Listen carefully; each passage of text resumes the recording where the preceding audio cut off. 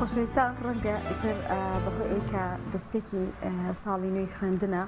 تا ڕادەیەک خولە پەروەردەیەکان کەم ببێتەوە و زۆربەی خولەکان کۆتایی بێ بەڵام جێی هەڵوێستەیە جێ ئەوەیە کە ئەو سەرنجە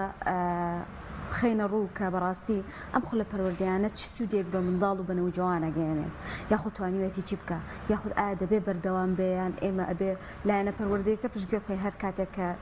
دەرگای مەکتەبەکان و یاخود خوێندنگەکان کرایەوە بۆ زیاتر باسکردن لەم بابەتە پەروەردەییە میوانداری بەڕێز مامۆستا دڵشاد محەممەدمان کردووە بانکخواست سپاس مامۆستا بۆ ئامادەبوونێت خوشحاڵ بووین مامۆستا بابزانین خولە پەروەردەیەکان بەڕاستی دەتوانن چی ڕۆڵێک بگێڕن لە ژیانی منداڵێک و نەوجەوانێکە و تا چەندێ گرنگی هەیە. بسم الله الرحمن الرحيم وبه يتوكل واستعين وصلى الله على محمد وعلى اله وصحبه وسلم. سپاس بۆم دەرفەتە خير يا خماسي سەرفراز يا ربي. حتما ئینسان خاوەنی وزەیە بەڵام شەر نییە خاوەنی زانیاری بێ و ئاراستەکردنی ئینسان و پەروەردەکردن و ڕێخستنی وزە و هێزە ناوەکیەکانیشی لە تەمەنی مناڵی و نەوجەوانیەوە زیاتر دەست پێیەکە. ئینسان لە تەمەنێکە زیاتر توانای وەرگرتن و ئاراستەکردنی هەیە لە ڕاستیە. بۆیە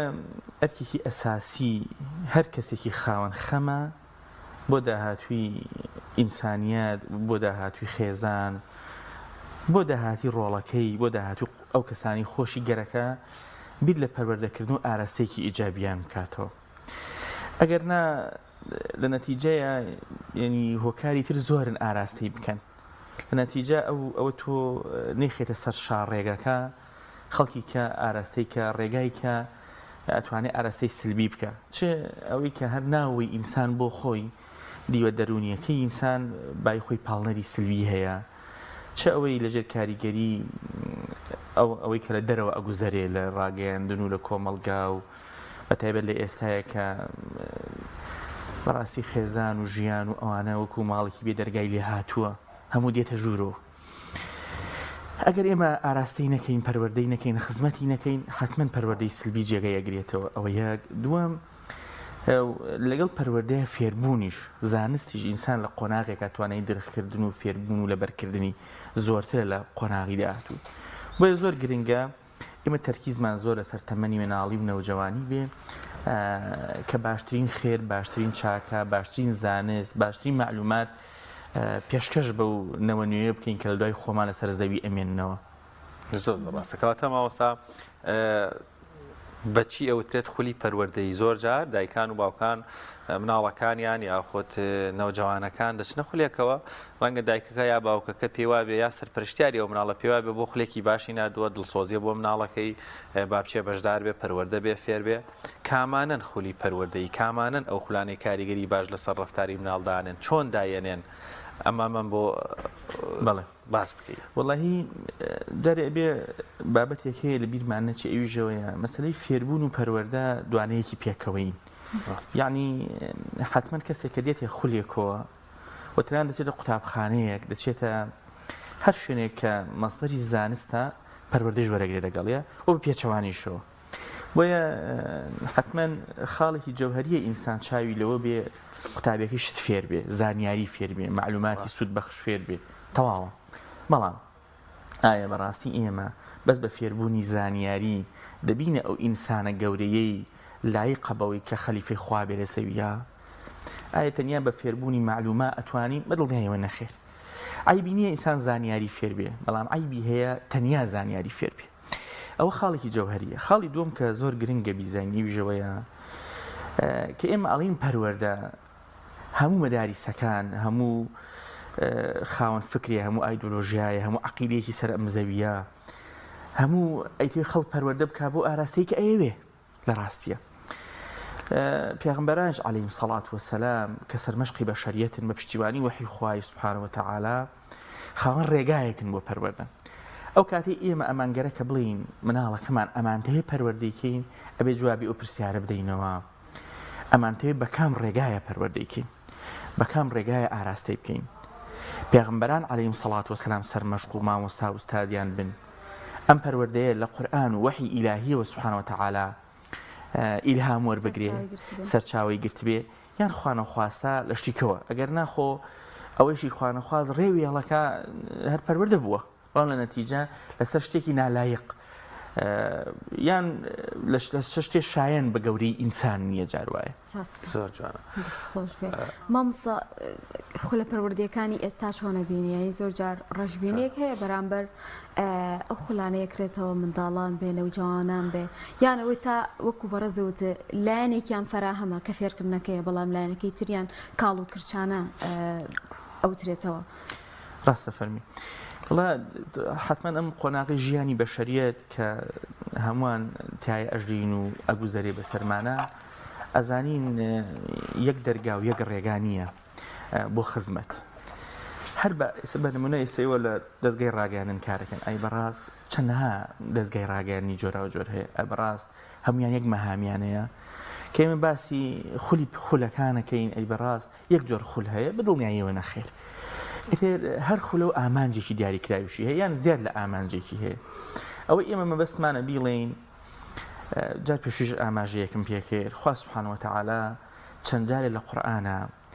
وەکو ئەرکێکی ئەساسی پێغەمبەران عەلەیهیم سەڵات وەسەلام باسی بڵاوکردنەوەی زانست و پەروەردەی کردووە جارێ لە سیاقی دوعایە جارێ لە سیاقی باسکردن لە نیعمەتی خوایە بەسەر عەبدەکانی جارێ لە سیاقی باسکردن نیعمەتی خوایە بەسەر پێغەمبەرانی عەلەیهیم سەڵات وەسەلام سێ چوار جاری باس لە پێغەمبەرانی کە هەموو جارێ باسی لە حاڵەتێک کردووە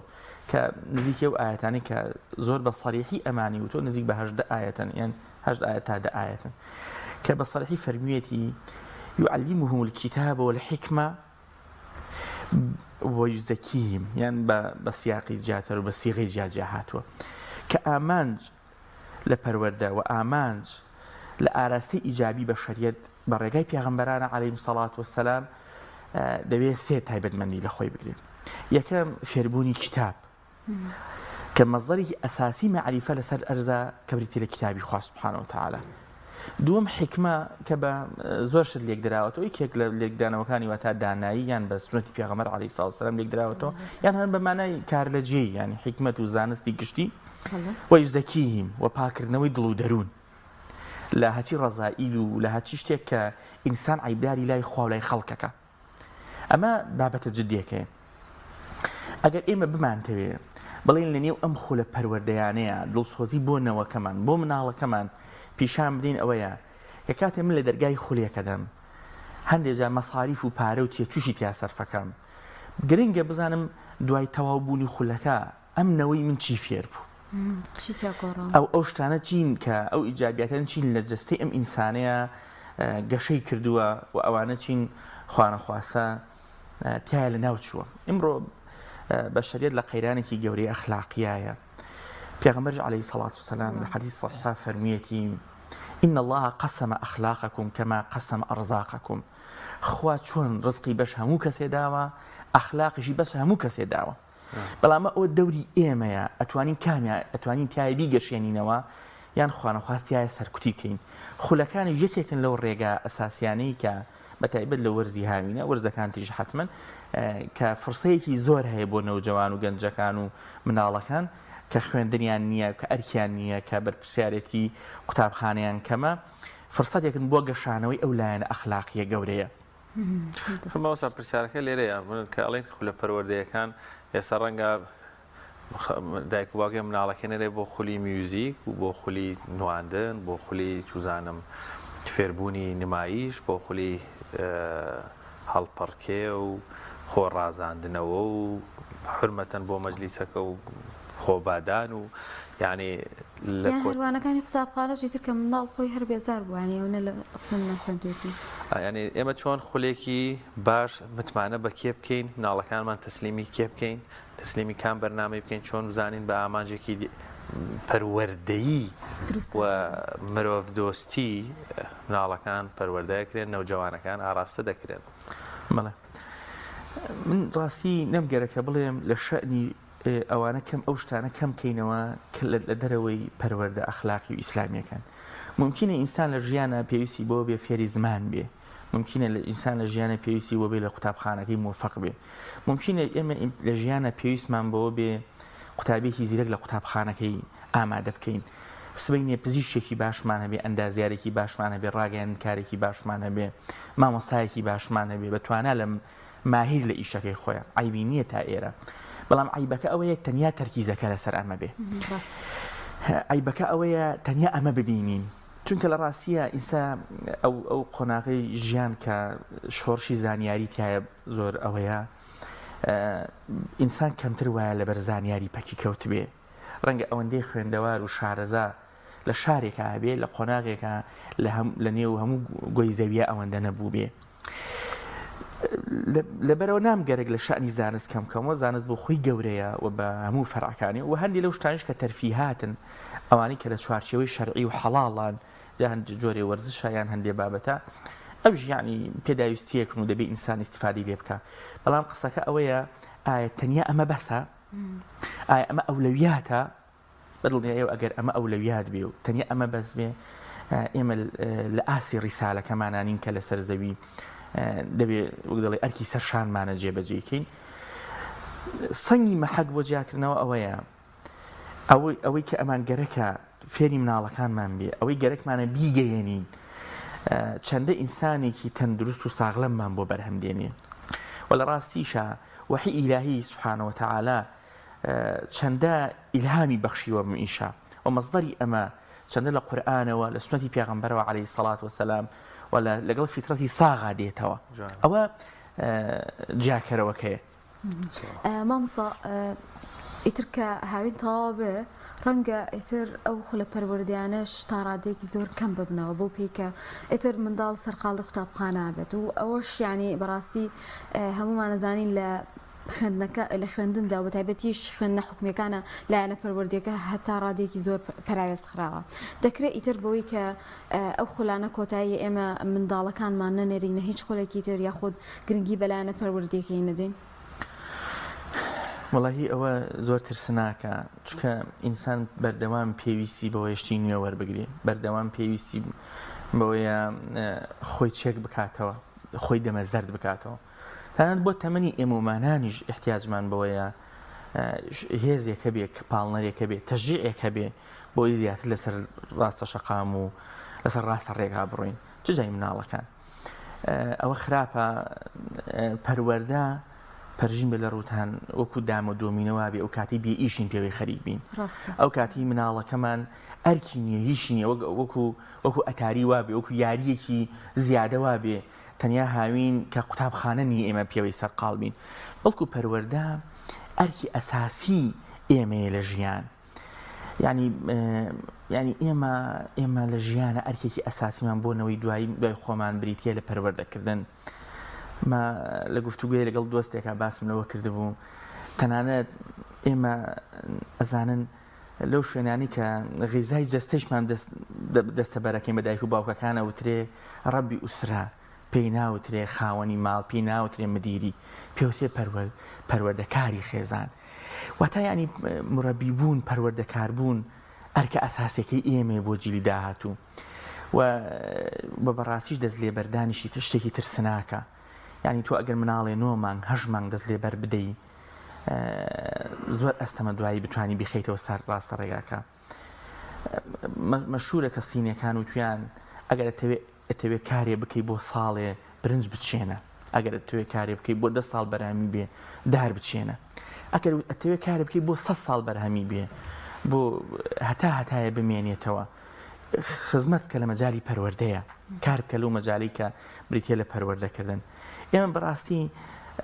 پەروەردە هەم پرۆژەیەکی ئەم پرۆسەیەکی درێژخایەنە بە ڕۆژێک و دوانوسیان تەواو نابێ و هەم ئامانجەکەیشی ئامانجێکی استراتیژیە بۆ ساڵێک و دوانوسیان نییە لە ڕاستیە. من خاڵێکە جێی سەرنجمە حەزەکەم بۆ ئێوەی باس بکەم، ئیتر بەدەست من و تۆ نیە و تەمەن دەڕوا و ئاوهایە بەردەوام ئەو کوڕە جوانانە ئەو کچە جوانانە دەبینین کە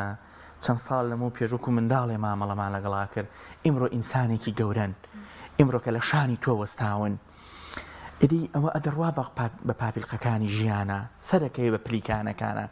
ئێمە ئەگەر لە هەموو پلیکانی غیزامان داوەتێ، تەغزیەمان کردە، خزمەتمان کردووە، حتمەن ئینسانێکی ساغڵەم و ساغ و سەلامەتمان گەورە کردە. ئەگەر خوا نەخواست لە یەکێ لە پلیکانەکان ئیهمالمان کردە، دوور نییە بەربوو بێتەوە و خۆشی تۆشی عیبدار کرد بێ، زۆر ڕاستە. کاتە ماوەسا لەسەر قسەی جەنابەت زۆر گرنگە دایکان و باوکان بەڕاستی لە خەمی پەروەردەیە بن بە عەتاری و بە کاتی تفری لێ تێنەگەن. باشە ماوەسا مناڵێک ئەگەر جوان پەروەردە کرابێت کە بوو بە نەوجەوانێکی جوان پەروەردە کراو بێ خێری بۆ دایک و باوکەکەی زۆرەیا و خۆت ئیهمالیان کردبێ و دەستیان لێ بەردابێ و کۆمەڵێک قۆناغ و وێزگەی گرنگ هەیە کە پێویست بە لەویا پەروەردە بکرێ ئەمان لە دەستیان چووە لە دوایە کێ زەرەرەکە؟ وەڵا لە نەتیجەیە هەمومان زەرەرەکەین، بەڵام باوکو دایکێکی لە هەمووان زۆرتر زەرەرەکەن، چونکە بەری ڕەنجی ژیان ئی دایک و باوک بریتە لە مناڵەکانی. زەرمەندی یەکەم ئەوە هەموو بازرگانێکی تیا چووە، هەموو کشت و کاڵەکەی لە ناو چووە، لە کۆتا قۆناغی بەرهەم هاتنە دەیبینێتەوە کە زرکە تاڵی بۆ دەرچۆک لە شتیکە لە ڕاستیە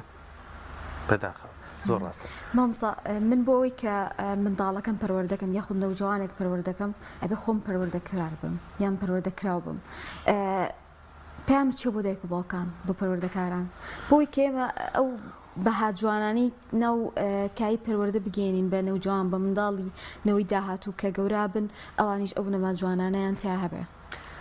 وڵا قسەیەکی زۆر لە جێیە قودوەی عەمەلی پێشەنگی کردداری ڕێگایەکی زۆر گرنگی پەروەردەکردە و لە ڕاستیە ئەوەنەی ئینسان لە ڕووی ئیسیفادە ئەکا لەو کەسی کە بە کردەوە هەنگاوێکی ئەخلاقیە نییە ئەوەندە ئیسیفادە ناکا لەو کەسی کە قسەی بۆ ئەکا لە ڕاستیە بە تایبەت ئەو کەسانی زۆر معاشەر و بەریەکەوتنیان هەیە لەگەڵ یەک و بە تایبەت تریش دایک و باوک ئەو مناڵانی یاخیشە بن لە خێزانەکانیان باوکو دایکیان قودوەیانن. من ناڵێم ئەگەر مناڵێک خوانەخواز ڕێگای وێڵ کرد تەنیا بەرپرسیار لی دایک و باوکێتی تەنیا ئەوان تاوانبارن، بەڵام مەسئولیەتی یەکەم لەسەر ئێمێ. ولا حدیثی صحیح هاتووە پێغەمبەری خوا عەلەیهی سەڵات وەسەلام باسی لەو کرە فەرموویە كل مولود يولد على فطرة، فەرمووی هەموو مناڵێک کە لە دایکە بێ لەسەر فیترەت لەسەر خاوێنی لە دایکە بێ، ئەوە باوکو دایکێتی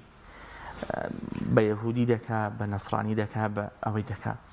و لە درێژەی حەدیثەکە نمونەیەکی زۆر تایبەت دێنێتەوە.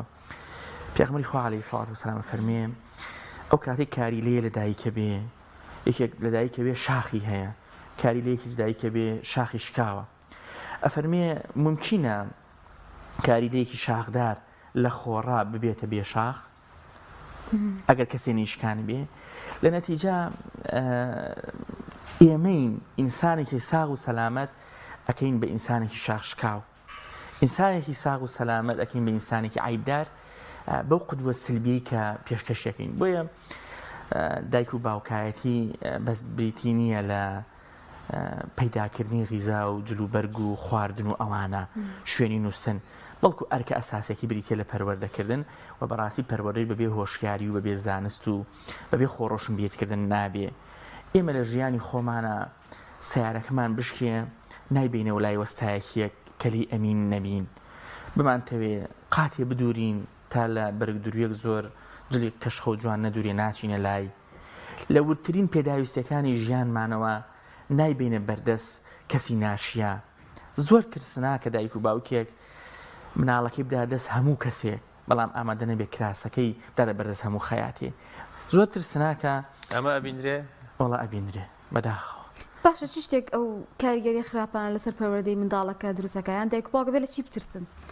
چ شتێک پەروەردەی منداڵیان تێکەیە یان نەوجەوانەکەیان؟ ڕێگاکانی پەروەردەکردن و پڕکردنەوەی ئینسان لە ئیجابیات یەکێکیان قودوەی حەسەنەیە بریتێ لە دایک و باوک کە بۆ خۆیان پێشەنگی چاک بن.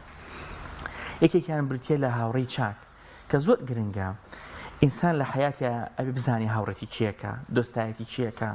هاتوچەی کێیەکە، ئەو کەسانە چێن دۆستی منن، دۆستی تۆن، هاوڕێی تۆن، هاوڕێی منن، ئەو کەسانە چێن مناڵەکەمان چاو هەڵهێنێتەوە ئەوانە قودوەیان، ئەو کەسانە کێن ئێمە لە ماڵە زیکری خێریانەکەین، ئەو کەسانە کێن ئێمە بە چاکە باسییانەکەین، ئەو ڕاگەیاندانە کامانن لە ماڵی ئێمەیە بەردەوام کارەکەن. ئەمە زۆر ترسناکە دایک و باوکێک پێیان ئەیب نەبێ بەرچاوی مناڵەکەیانەوە بەرچاوی مناڵە هەرزەکارەکەیانەوە سەیری شتێکی ناپەروەردەیی بکەن. ئەسڵەن هەرێک کەناڵ هەیە هەر عیبە ئینسان لە ڕووی بێ لە نێو تەلەڤیزۆنەکەیە خەزم کرابێ، هەر عیبە ئینسان بیر لەوە چاوەڕوانی چاکە لە مناڵەکەی بکاو ئەم دەستگا ڕانگەیانە لە نێو خێزانەکەیا بێ ئەوە خۆت ژەهرت داوەتێ خۆت ئاراستەی سلبیت کردە خۆت خراپەت فێر کردە من ڕەشبینیش نیم لە ڕاستیە ینی ئەلحەمدوللا دایک و باوکانێکی زۆریشان کە هەنگاوی ڕەشیدانە ئەنێن هیوای باشیان بە مناڵەکانیانە لە دەرگای خێرەدەن کۆ چاکە دەیبەنە ئەوێ گەشتبینم بەوەی کە زۆری لە دایک و باوکانن بە هەزمە مەسئولیەتەوە دەگەڕێن بۆ مامۆستای باش بۆ قودوەی باش بۆ مناڵەکانیان ئەوە دڵێ جێ خۆشحاڵیە ناشتوانین حاشا لەوە بکەین ئەوەی کە پێوتە ڕابوونی ئیسلامی و کاروانی ئیسلامی و ئەوە کە لە گەشەی کردووە خزمەتی گەورەی بە پەروەردەی خەڵک کردووە ئەزانن لە قۆناغێکە قورئان بریتی بوو لە کتێبێکی تۆز لێ نیشتووی مزگەوتێکی بێناس بەڵام ئیسلامیەکان قورئانیان خستە سەر کردە ویردی سەر زمانی مناڵ کردیانە ئەو جێگایی کە گەنجەکان بە دوای هیوا و خەمەکانیانە بگەڕێنتیایە کردیانە ئەو شوێنی کە پیرەکان بە دوای چارەسەری دەردەکانیان بگەڕێنتیایە کردیانەوە سەبەر باس یعنی ئەوەش ئیسیجابەی کۆمەڵگایش بۆی زۆر جێی دڵخۆشیە یعنی ئێمە ڕۆژانە بەرکەوتەمان لەگەڵ خەڵکایە دەبینین خەڵک زۆر ئیسیفادەی کردووە لەم پرۆژەیە و زۆر ئیسیفادەی کردووە لەو پرۆژەی ئیسلامی لە ئاراستەکردن و پەروەردەکردنی نەوەکانی و ئێستا گروپێ لەو نەوانە گەورە بوون بە ئینسانی گەورە ئێستا هیوای ئەوە کە کۆمەڵگا ئیدارە بدەن ئاراستی ئیجابیان بکەن بوون بە ئینسانی خاوەن ڕیسالە خاوەن پەیام و ئاور نادەنەوە بۆ دواوە ئەمانەش نیشانی دڵخۆشکەرن نیشانی ئەوەن کە ئینسان هیوای باشی هەبێ بۆ داهاتوی ئەم وڵاتە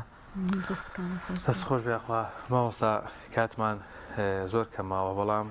دیسانەوە قسە و باز لەسەر پەروەردە و خواردنی خەمی پەروەردە هەر زۆر هەڵەگرێ پێم خۆشە ئەم دەرفەتە بۆ خۆت بێ لێرەوە ئەم سەکۆیە بەکاربێنی وەکو پەیامێکی پەروەردەی چ بۆ مناڵان بۆ نەوجوانان و بۆ ئەو دایک و باوکو یاخود سەرپەرشتیاری ئەوانەی کە مناڵێکیان لە بەردەسایە و پەروەردەیەکەن کە چی شتێک لەدەست نەدەن بەڵێ لە ئەفەرا هاتووە تراوە ئەلموئمن کەالنەحلە ئیماندار وەکو مێشهەنگوین وایە دەگەڕێ لەکوێ گوڵی جوان هەبێ پێوەیە نیشێ شیلەکەی ئێنێتەوە بۆ ماڵەکەی بە قسەی یەک لە پێشەوا گەورەکانی ئیسلام شێخی ئیسلامی تەیمیە هاتووە کەوتوی هەنێ خەڵکی شێن کە نەخۆش بوو وەکو مێشە ڕەشەوایە وەک بە عوزەوایە بەس بە برینەوە ئەنیشێت ئینسانی ساغ و سەلامەت ئەو کەسەیە کە دەگەڕێ لەکوێ خێر و جوانی هەیە لەکوێ چاکە هەیە لەکوێ گوڵی جوان هەیە لەکوێ شیلەی شیرین هەیە ئەیمژە ئەهێنێتەوە بۆ نێو ماڵەکەی کە من هیوام وایە کە وایشی ئەبینم لە ڕاستیە کە دایک و باوکی باش کە مامۆستایی باش کە پەروەردەکاری باش بە ئاراستەی مێشهەنگوینەکە کار بکەن و من دڵخۆش و سەربەز و شادمانم بەوەی کە دەبینم گەنجی باش قچۆڵی باش مناڵی جوان دایک و باوکی باش زۆرن کە بە پیر ئەم بانگەوازەوە دێن ئەم هەنگاوە ئەنێن و بەڕاستی خاڵێک کە جێی سەرنجە و لێرە باسم لێوە نەکرد ئەوەیە بوونی ئەم خولە پەروەردەیانەوە بەتایبەت لە ناوەندەی ئیسلامیەکانە و بەتایبەت من دیارە لە جێگایەکەوە هاتووم بە نێوی نەحیە شۆڕژ کە لەوێ نزیکم لەو خەڵکانی کە کار و کاتە لەوێش جێدەستیان هەبە سپاس بخۆ ئەلحەمدوللا یعنی ئێمە ئەم ڕۆژانە کە ئەو مناسبەیە کۆتایی خولی هاوینەمان کردووە 1000 قوتابی تەنیا لە بیناکەی ئێمەیە دەرسیان خوێندووە لە ناحیەکی بچکۆلەی لاچەپە کە ڕەنگە زمانێک لە وڵاتێکە 1000 قورئان خوێنیتیانە بوو بێت کە ئەمە یەکێک لە ئیسفادانەشەوە بە فرسەت بۆتە فرسەتێکیش بۆ ئەو گەنجانە بەهرەکانی خۆیان وەگەڕ بخەن لە خزمەتکردنی مناڵەکانە ئەوش بۆ خۆی بابەتێکی تر بوو لە ناحیەی شۆڕژ 1000 بەس خوێندکارتانەوە و بەس لە نێو بینایان بەس لە نێو بینایان جوڵ بەڵێ الحەمدولillah ینی وەڵا ماشەڵڵا دەستخۆشیتان لێکن ڕێز بوو سپاسمان هەیە بۆ مامۆستا بەڕێزانی کە لەوێ وانە ئەڵێنەوە ئینشەڵڵا بەردەوام بن و چالاکیشتان هەر بەردەوام بێ و تەمەند درێژ بن بەڕاستی جێگەی دەستخۆشی مامۆستا نمونەتان زۆر بێ وە کاریگەریشتان هەبووە بەڕاستی توانم بڵێم یەکێک لەو شتانەی کە ئێمە دڵمان پێخۆش و ئومێدمان پێی ئەو جۆرە لە چالاکیانەیە کە سبەی بەڕاستی لە داهاتووی مناڵەکانمان و نەوەکانمان نەترسین لە کۆڵان و جادەکانە بە دەروونێکی پاک و داوێنێکی پاک و دەستێکی پاکەوە هات و چۆ بکەن زۆر زۆر سپاس بۆ بەڕێز مامۆستا دڵشاد محەممەد بانخواست کە لەم تەوەرەیە لەگەڵ مامۆستا سپاس بۆ ئێوەش سەرفرازنیەوە